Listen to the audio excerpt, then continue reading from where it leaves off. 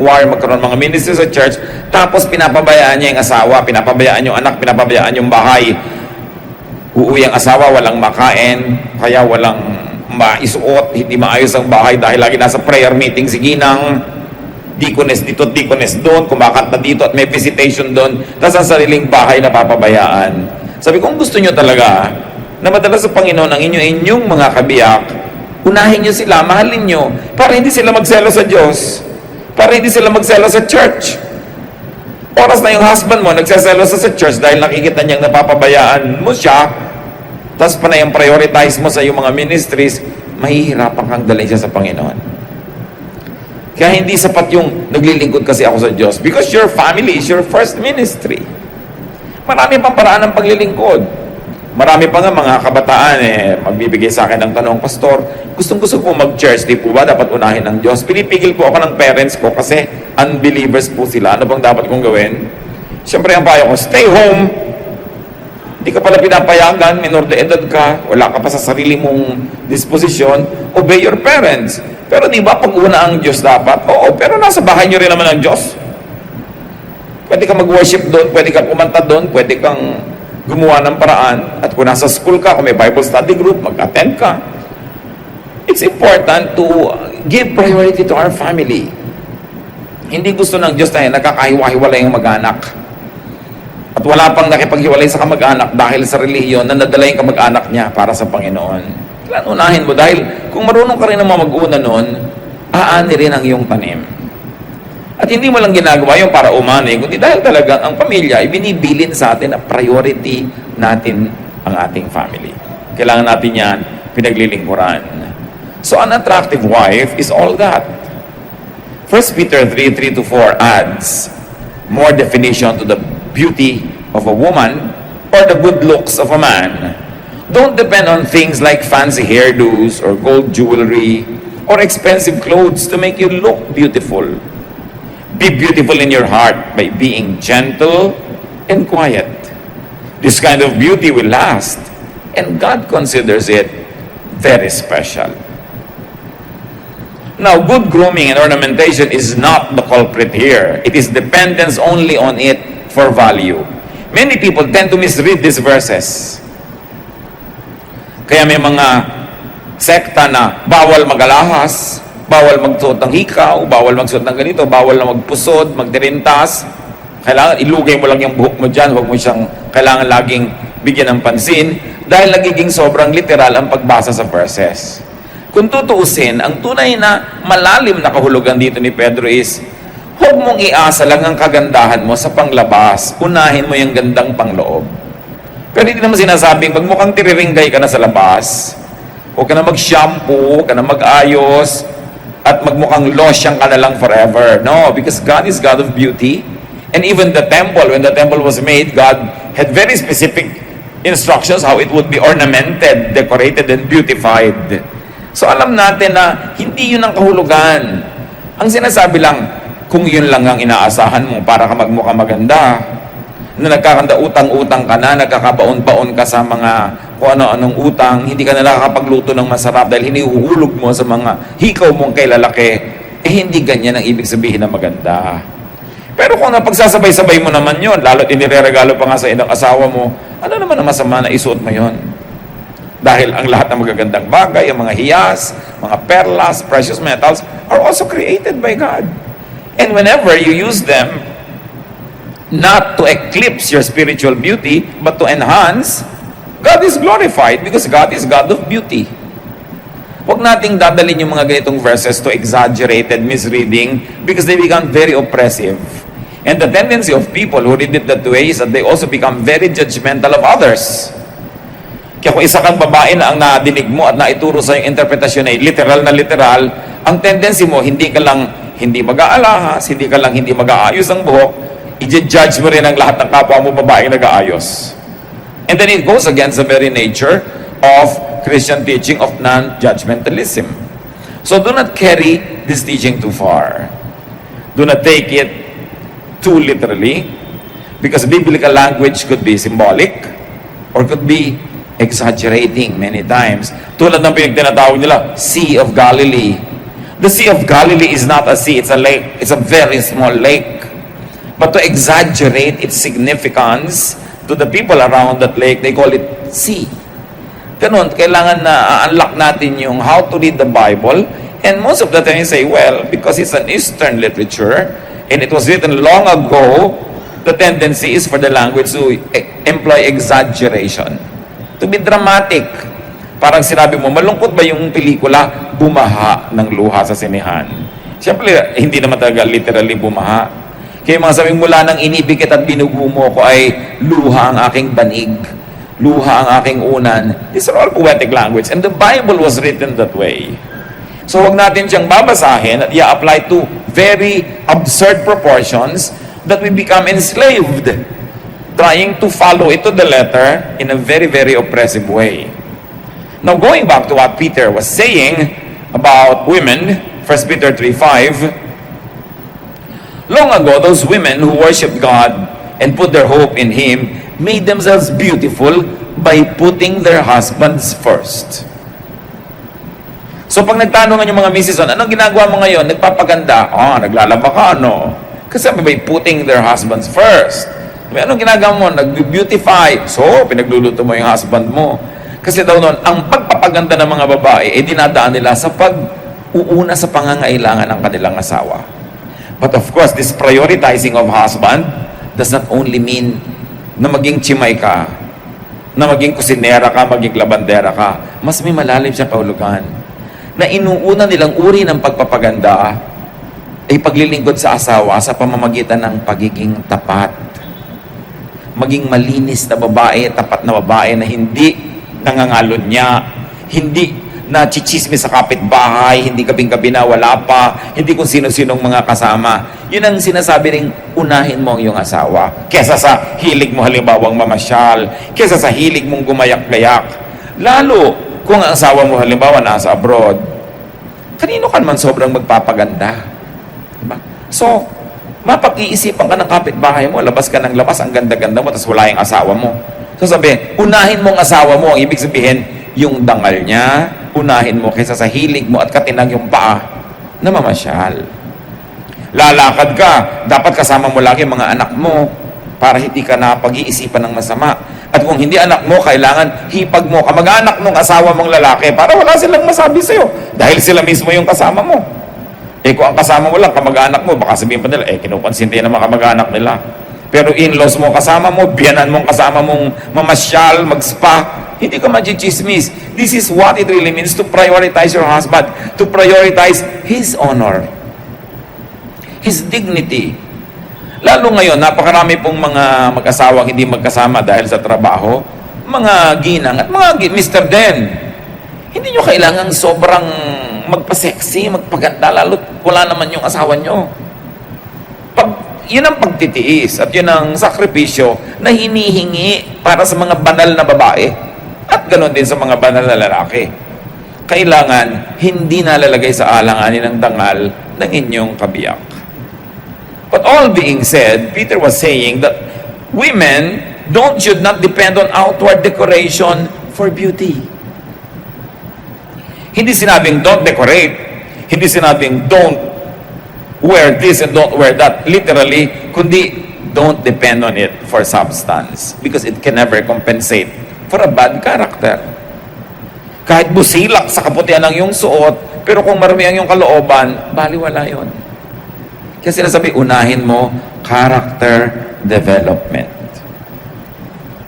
O meron kang limited time para magpaganda ng kutis o magbasa ng Biblia, dapat unahin mo yung pampaganda ng iyong espiritu. Pero kung meron ka naman talaga magaling na time management, pagsasabay mo naman yan eh. Hindi naman kailangan mamili lang ng isa sa dalawa. Kailangan lang time management. Isipin nyo, lalo yung mga mahilig mag-beauty parlor, ilang oras na nasa beauty parlor ng isang tao, ilang oras ka nagbabasa ng Biblia, ilang oras ka nagko-quiet time, gaano katagal na nag-uubos ng panahon sa pagpapatuwid ng buhok na kulot at sa pagkukulot ng buhok na tuwid. Diba? Sa pagpapalight ng color ng dark hair at sa pagpapadarken naman ng light. Gaano karaming oras ang nauubos sa pagpapantay ng mga kilay na hindi magkapantay-pantay. Gaano karaming oras ang nauubos kahit ng mga lalaki sa pagpapaganda ng mga katawan.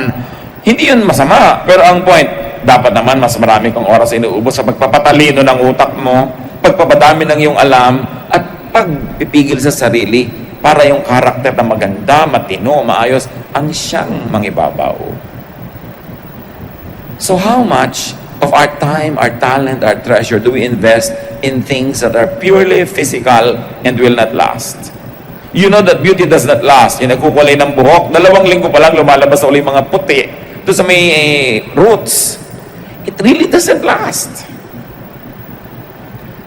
So mahalaga, karakter, sabi, dahil sa tingin daw ng Diyos, yun ang mahalaga. And this requires no financial expense. Yung character development. So don't let what is seen outside define your beauty. Pag sinabing, uy, kilala mo ba yung asawa niya, no? Alin yung mahaba ang buhok o yung alin yung mabait? Diba? Alin yung ang laki-laki ng hikaw o yung patulungin? Anong klaseng impression ang ginagawa natin? Kasi hindi lang tao ang nakakakita. Ang pinakamahalaga sa lahat, our audience of one, the Lord, who is pleased when the Lord sees good character at work.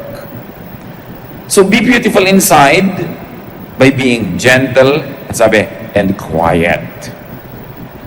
Hindi maganda yung babae na sobrang bungangera. Malakas magsalita, malakas tumawa. Yung nakita mo na yung ngala-ngala pag tumatawa, kahit maganda yung skin niya, baduy pa rin. Sabi, gusto mo maging magandang babae ka, yung maging mayumi ka, no? Hindi yung pag nakaupo, nakabuka ka. Pag naglalakad, parang kabayo. Kung makakembot, parang karetela sa bakubakong kalsada. Sabi, kailangan gentle, quiet. Yung nandyan siya, tapos mapapasin, ay, nandito pala siya. Hindi ang ingay-ingay niyang, tadang, eto ako. Binabaligtad kasi yun because of the showbiz orientation of today's culture. Kailangan ipinagsikawan mo maganda ka. Kailangan 5 kulay ng buhok mo at mga kintab-kintab pa para katingnan. Tapos pag tinanong ka, spell no. Sa mo, ano yun? Hindi mo pa kayang spellin pala yung no. Pero ang daming kulay ng buhok mo. So mahalaga, hindi pa samang may kulay, pero dapat pagka naman kinausap ka, ay, hindi lang pala buhay niya, ang buhok niya makulay, pati katalinuhan niya, maganda. Sabi, don't settle for something that is superficial. Because superficial is only for 3 seconds. What can sustain is character. Nakita nyo yung kagagandang mga artista, bakit sa kabila ng ganda, hinihiwalayan pa rin ang asawa? Kasi hindi matiis ang ugali. O hindi matiis yung laging insecure dahil hindi siya secure enough because sa kagandahan ng asawa mo, ang daming umaaligid. At sa pagkilos naman niya, mukhang pagbibigyan niya, talagang mababaliw yung asawa mo sa pag-aalala. Kaya ang nangyayari, nagkakahiwa-hiwalay. Inner beauty, good character is a kind of beauty that lasts and God loves. So kung may beauty project, ang beauty project ko, kailangan tumuwid ang buhok ko, o lumiit ang baywang ko, o matanggal ang mga pekas ko at mga kulugo sa mukha, etc. Dapat meron ka ring inner beauty project. Babawasan ko ang kadaldalan, babawasan ko pagchismis, babawasan ko pag-iisip ng masama, mas magiging mabuti akong asawa at ina o ama. Yung inner beauty project. Outer or outward beauty is temporary. It is costly. It's high maintenance. Ang buhok, pag sinunod mo yung arte, hindi na lang sapat ngayon na ginugupit. Kailangan sina shampoo, kino-conditioner, may leave-on conditioner pa, may highlight pa yan. At ang buhok, pati ngayon, ay nire-relax na rin. Dahil stressed ang buhok. Nagpapaloko kayo sa mga advertising para lahat ng pera nyo mapunta doon, tapos ang ulam nyo, 3 dilis. Hati-hati kayo anak sa dilis, mahal magpa-straight ng buhok ha. Tapos pag yung ulo mo, nahihilo ka tuloy. Hindi na pinagpapapaniwalaan dapat yung mga nakikita nyo na computer-enhanced advertising. Walang ganong buhok sa totoong buhay. But it's really not just about looks, even among men. 1 Samuel 16:1-7, kala nyo babae lang yun? One day, God said, Samuel, I've rejected Saul and I refuse to let him be king any longer. Stop feeling sad about him. Put some olive oil in a small container and go visit a man named Jesse who lives in Bethlehem. I've chosen one of his sons to be my king. So sabi nitong si Lord, alam mo, sobra na ang mga kamalian niyang Saul na yan, at tama na ang pagiging king. Pipili na ako ng iba. Sige, maganda ka, at huwag kang mag-inarte dyan. Don't be sad for him. We've given him a lot of chances. Magdala ka ng oil, may ipapa-anoint ako sa yung bagong magiging hari ng Israel. So when I show you which one of his sons I have chosen, pour the olive oil on his head. Samuel did what the Lord told him and went to Bethlehem. When Jesse and his sons arrived, Samuel noticed Jesse's oldest son, Eliab. He has to be the one that the Lord has chosen, Samuel said to himself. But the Lord told him, Samuel, don't think Eliab is the one just because he's tall and handsome. He isn't the one I've chosen. People judge others by what they look like, but I judge people by what is in their hearts. Nung makita nito si Samuel, ang pagkagwapo-gwapo at pagkatangkad-tangkad na si Eliab, sa niya, ito na, Roy, tumigil ka. Nakakita ka lang na matangkad at gwapo, kala mo yun na. No, hindi siya ang napili ko. Ang tao tumitingin sa panglabas na anyo, pero ako hindi, tumitingin ako sa puso. No, don't get the verses wrong. Maraming matangkad na, gwapo pa, maganda pa kalooban. Bonus talaga yon. Ganon din, may mga babaeng ganon, magaganda na, mabubuti pang kalooban. Bonus. Pero sabi, kung yun lang ang pagbabasihan mo, mapapahama kayo lahat. Sapagkat maraming kagandahan ay bihirang maging tapat. Sinabi ng mga matatanda. So what's our conclusion about these readings? How do they relate to us? When you develop yourself, when you seek a partner, when you choose workers, when you appraise others, do not prioritize, do not capitalize on, and do not be proud of just physical beauty. Interviewer kayo, marami kayong i-interviewin, huwag kayong masilaw sa ganda. Mamimili kayo na magiging papa, mama, huwag kayong magpasilaw sa ganda. Ang hanapin nyo, character. Kasi yung ganda, isang barog lang nun, pwedeng mawala. Isang pagkakadapa niya sa release ng trend, pwedeng mawala ang kagandahan niya. Ngayon, kung maganda na, pero yung character, nauna na, edi bonus. Pero according to many studies, pag matangkad ka't maganda, malalaki sweldo. Malaki agad ang ino-offer ng interviewer pagka maganda at matangkad, which is wrong. Kasi napakaraming magagaling na tao na hindi gano'n ang panggulat nila physically. No? Kaya importante, huwag kang pabubulag, lalo decision maker ka. At lalo kayong mga babae, pipili kayo ng asawa, mapapangasawa. Kung may magandang karakter talaga, magandang karakter, pareho, isang gwapo, isang hindi masyadong gwapo, pumili kayo ng, hindi nyo masabi, no? Kasi wala kayong masyadong kaagaw. Ang hirap na nung may asawa kang gusto rin maging asawa ng buong barangay. Lagi ka nakikipag-compete, lagi kang insecure. No? Kasi sabi nila, sa dilim naman daw, pare-pareho na rin yun. Kaya, huwag kang masyadong magpa-impress sa mga may itsura. And do not invest only on physical beauty. Huwag puro doon napunta ang pera. Gaano karami sa inyo namimili ng mga magagandang libro para basahin? Nag-i-invest at umaate ng mga seminar na may bayad. Bakit pag Bible study, pagka seminar, pagka tungkol sa mga kabanalan, gusto libre. Gusto pakain pa ng libre. Pero nagbabayad ng 600 para ituwid ang buhok. Libo-libo pa kaya tayo binabayad eh. No? Pero pagka Bible, wala bang libreng Bible? Pagka seminar, wala bang libreng seminar? Pagka youth camp, wala bang libre o discount? Pero willing na willing magbayad, no? Para iurong ang pusod sa baba at maging dimple. Parang, bakit ganun ang mga warp values sa mga tao? Ang mga doktor na mga nasa ER, yung mga talagang agaw buhay, walang ibayad. Kaya tuloy yung mga doktor, walang kitain dahil, syempre, agaw buhay, gagamutin mo na dahil namamatay na to, dumudugo. Pero yung mga doktor na nagpapaganda lang, naglilipat ng nunal dito, gano'n, ang lalaki ng mga kinikita. Kasi ang mga tao willing magbayad ng limpak-limpak sa pagpapaganda, pero hindi sa pagliligtas ng buhay.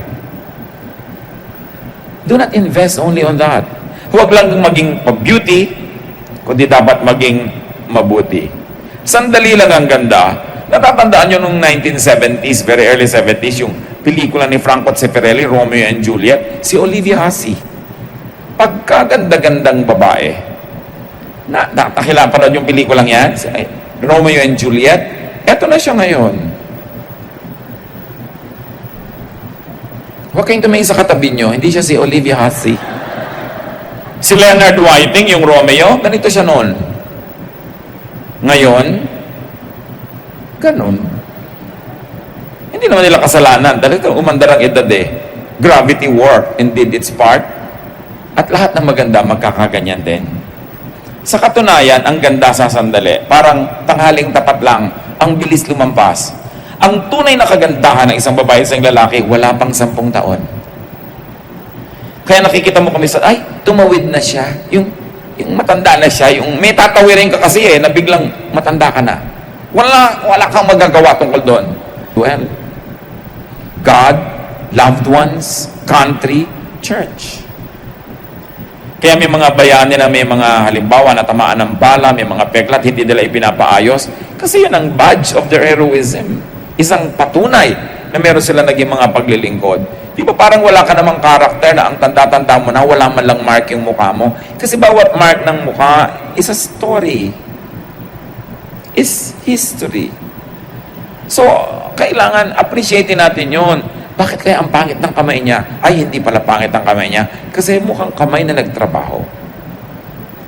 Appreciate. Yung mga asawa naman kasi, pagka nahawi, hipon niya na yung mga wife niya, yung mga kamay lang magaspang, ba't gila na binibitawan? Di ba? Dapat mong lalong masahihin dahil naglalaba pala siya, namamalansya, nagluluto. Alam niyo yung maghiwa-hiwa ka lang at kung ano, sari-sari talaga nangyayari sa kamay mo. It's important. Huwag tayong magpadala sa standard ng sanlibutan. Huwag tayong magpauto sa advertising. Huwag nating gayahin ng mga artista na 70 years old na, mukha pang 30. It's a joke. Yung generic face, magkakamukha, it's a joke. Don't be enslaved by such warped values. Be free. Age gracefully. And the years will show in your face, in your hands, in your body, and those creases and those warts and those scars tell of a wonderful service to humanity. You are a very beautiful person. Be humble. Be good. And be substantial. Kung nagkataong maganda ka pa outwardly. Pero huwag mainggit sa maganda. Magtatabla din kayo balang araw. Sa mga balang araw, magiging magkamukha din tayo. It's good to be beautiful, but what is good will soon be more beautiful. Kaya yung mga ibang mag-asawa lalong nagmamahalan kasi nakikita mo yung character. Nakikita mo yung willingness niya na magsakripisyo para sa iyo o sa iyong mga anak. Lalong kakalapit ang loob. Sino yung mga mag-asawa na kakalayo ang loob? Yung habang lumaandar ang panahon, nakikita mo, unselfish pala nitong napang-asawa ko. Sobra pa ng makasarili to. Wala na kaming makain, inubos sa bleaching ng tuhod niya. Diba? Yung ayaw niyang masira ang korte ng breast niya, ayaw mag-breastfeed. Para kanino ba yung breast mo? Para sa mga kanto boy? Para maganda ang masipulan habang lumalakad ka sa kalsada? Hindi ba para sa mga anak mo at asawa? Kaya naman yung isa kong kakilala, sabi niya, alam mo, ang ganda-ganda ng boobs ko ng dalaga. Ako, tingin mo parang nalaglag ngayon na nilugaw.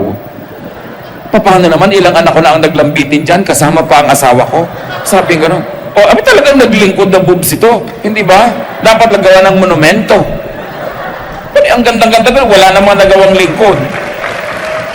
So wag niyong ikinakaya kung parang nilugaw na umuho. Di ba? Ganun talaga. Ang mahalaga talagang naglingkod sa yung buong sambahayan. Pero siyempre, mainam na kung mabuti ka na, mabeauty pa. Kung nakakapag-maintain ka. Pero walang kwenta kung mabeauty lang. Pero hindi mabuti. Masama kung ang pagpapabeauty ay hindi tuloy nagiging mabuti dahil naubos yung energy para doon. So pagandahin ang kaluluwa ng espiritu. Pagandahin ang ugali kasi yun ang tinitingnan ng Diyos. Pagandahin ang pagkatao. Invest